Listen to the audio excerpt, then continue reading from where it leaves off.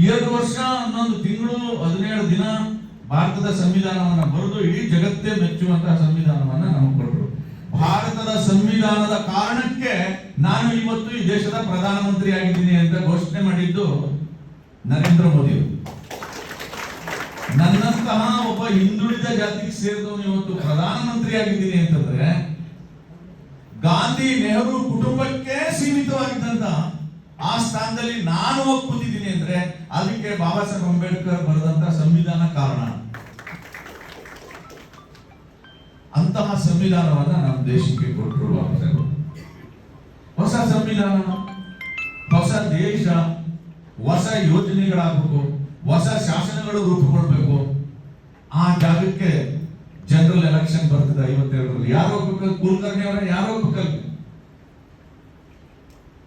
Baba Saheb Ambedkar ಹೋಗ್ಬೇಕಲ್ವಾ?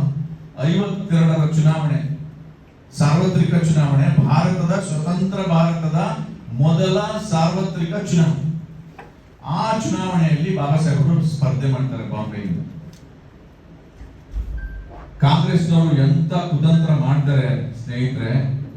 Baba Saheb ಅಂಬೇಡ್ಕರ್ಗೆ personal assistant ಆಗಿದ್ದಂತಹ Narayan ಕರ್ಜೋಕರ್ ಅವರನ್ನು ತಂದು ಅಂಬೇಡ್ಕರ್ ವಿರುದ್ಧ ನಿಲ್ಲಿಸ್ತಾರೆ. ನನಗನ್ಸುತ್ತೆ ಈ ಕುತಂತ್ರ ಅಂತಾರಲ್ಲ, ಈ ಕುತಂತ್ರ ಅನ್ನೋದು ಕಾಂಗ್ರೆಸ್ನವರ ರಕ್ತದೊಳಗಡೆನೆ ಇದೆ, ಈಗಲೂ ಇದೆ. ಅದಕ್ಕೆ ಒಂದು ದಾಖಲೆ ತಂದಿದ್ದೀನಿ, ನಿಮ್ ಮುಂದೆ ಓದ್ತೀನಿ. ನಾನು ಇವ್ರು ಎಂತ ಕುತಂತ್ರಿಗಳು ಅನ್ನೋದಕ್ಕೆ ನನ್ನ ಹತ್ರ ಒಂದು ದಾಖಲೆ ತಂದಿದ್ದೀನಿ. ಹೌಸ್ ಅಲ್ಲಿ ಚರ್ಚೆ ಆಗಿರೋ ವಿಚಾರ ನಿಮ್ ತಲೆ ಒಳಗಡೆನೂ ಓಡ್ತಾ ಇರ್ತದೆ. ಅದನ್ನ ಪೂರ್ತಿ ಓದ್ಬಿಟ್ಟು ಹೇಳ್ಬಿಡ್ತೀನಿ ನಾನು, ಆಮೇಲೆ ನೀವು ನಿರ್ಣಯ ಮಾಡಿ. ಬಾಬಾ ಸಾಹೇಬ್ ಅಂಬೇಡ್ಕರ್ ವಿರುದ್ಧ ಅವರು PA ನಿಲ್ಲಿಸಿ 14,000 ಮತಗಳ ಅಂತರದಿಂದ ಅಂಬೇಡ್ಕರ್ನ ಸೋಲಿಸ್ತಾರೆ.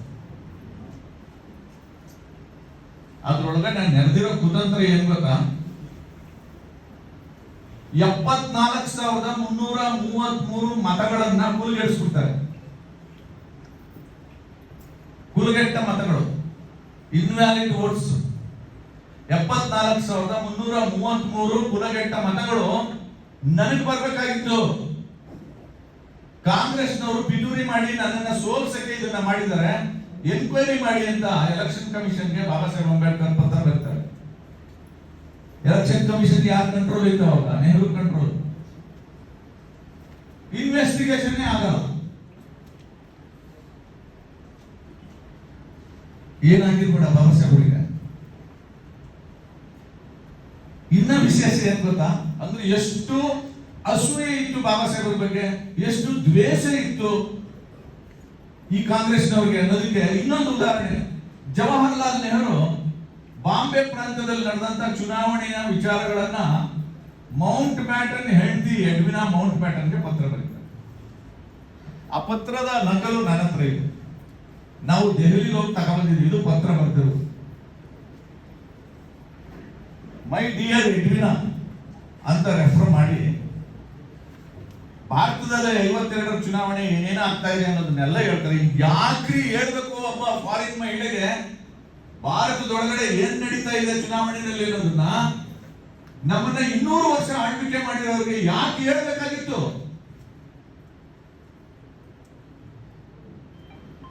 ದೇಶದ ಸುರಕ್ಷತೆ ಬಗ್ಗೆ ಮಾತಾಡ್ತೀರಾ ಇವತ್ತು ನೀವು? ಯಾಕೆ ಪತ್ರ ಬರ್ತೀರಿ ನೀವು ಎಡ್ವಿನಾ Mount ಬ್ಯಾಟನ್ಗೆ?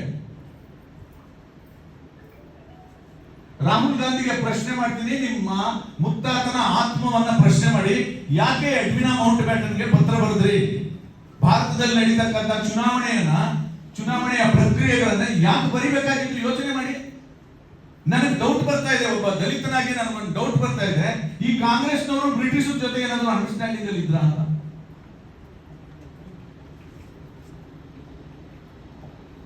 This is my political psychology. ಏನಂತ ಬರೀತಾರೆ ಗೊತ್ತಾ ಸಹೋದರಿಯರೇ? ಓದ್ಬಿಡ್ತೀನಿ. On the other hand, in Bombay city and to large extent in Bombay province our success has been far greater than expected.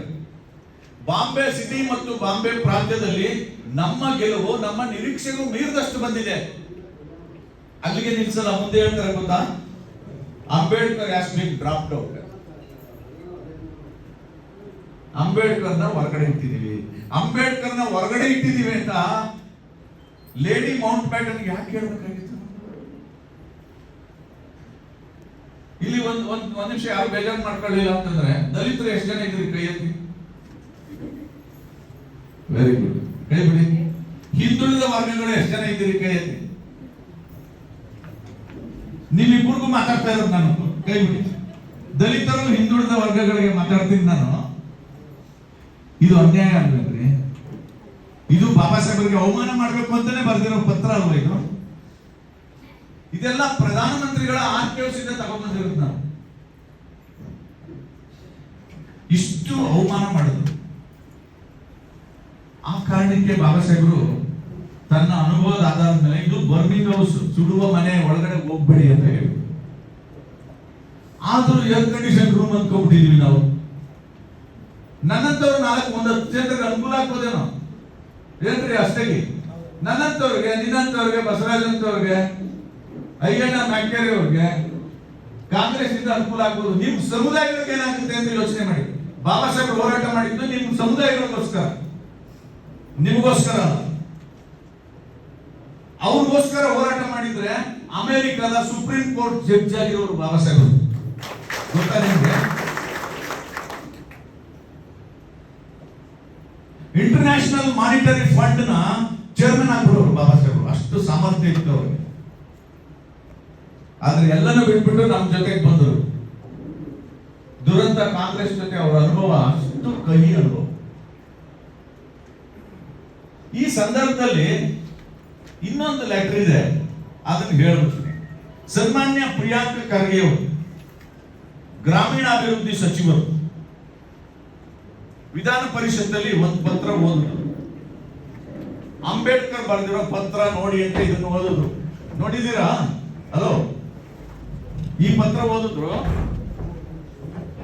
ನಾನು ಹೇಳಿದ್ನಲ್ಲ, ಬನ್ನಿ ರಾಜ್ಕುಮಾರ್, ಡಾಕ್ಟರ್ ರಾಜ್ಕುಮಾರ್ ಅಣ್ಣ ಬರ್ತಾ ಇದ್ದಾರೆ. ಅವರಿಗೆ ನಿಮ್ಮೆಲ್ಲರ ಪರವಾಗಿ ಸ್ವಾಗತವನ್ನು ಬಯಸ್ತೇನೆ.